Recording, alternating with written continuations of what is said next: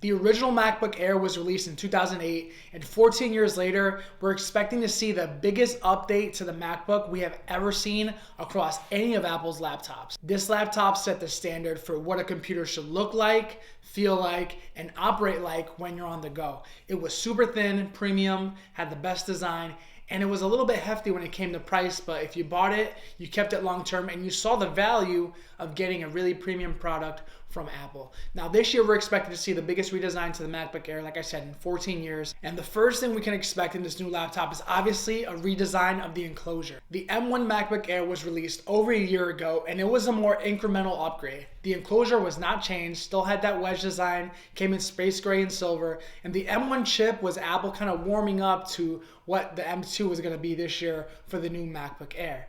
Obviously, this chip is a lot different than the M1 Pro and the M1 Max, whereas the M1 Pro and M1 Max is focused on performance. The M1 and the M2 is going to be focused on power efficiency. And that's what the MacBook Air is best in class at. Obviously, you're going to get all-day battery life, but with the M2, expect to have the best in class battery life out of any laptop Apple has ever created. This new enclosure is not only going to allow Apple to have full design control over the outside, but also the inside, since they don't have to rely on Intel anymore. And they've had over a year and a half to 2 years to fully redesign this laptop from the ground up. In terms of the hardware, we can expect to see a little bit more I/O than a 12-inch MacBook. A lot of people have been rumoring that the 12-inch MacBook is going to be revived in this new version of the MacBook Air. And I don't really think that's the case. Obviously, Apple's going to make the design a little bit smaller, a little bit thinner, but it's probably going to go away from the wedge design and look like the brand new MacBook Pros that were just released with that more squared off design, kind of rounded edges,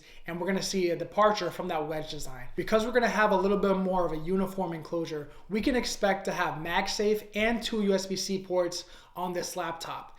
Because it's so thin, it's so power efficient, don't expect to see any fans with this device. Like I said, this device is going to be optimized for power efficiency, not output. And with that power efficiency in mind, when it comes to the display, we're not going to see 120 Hertz. We're not going to see mini LED.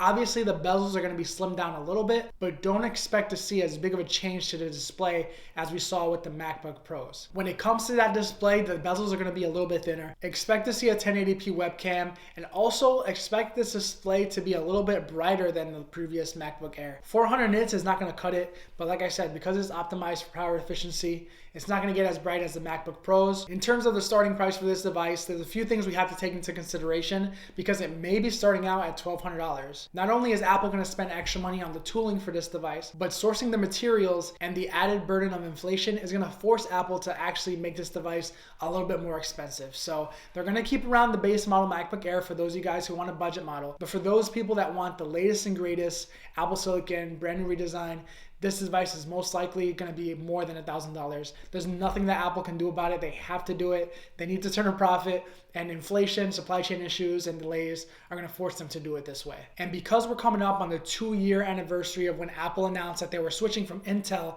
to Apple Silicon, they have a few more devices that they have to update in their lineup to make sure they make the full transition. So their priority is on that and not on the M2 MacBook Air. So that means that we should expect this device to be released sometime in the fall. Maybe at the iPhone event, maybe at a separate event after this, we don't know, but it's not going to come out yet because we still have the Mac Mini, we still have the 27-inch iMac, we still have a lot of products that Apple needs to update before we get to this device. So let me know in the comments if you plan on getting it, and I'll see you guys in the next one. Peace.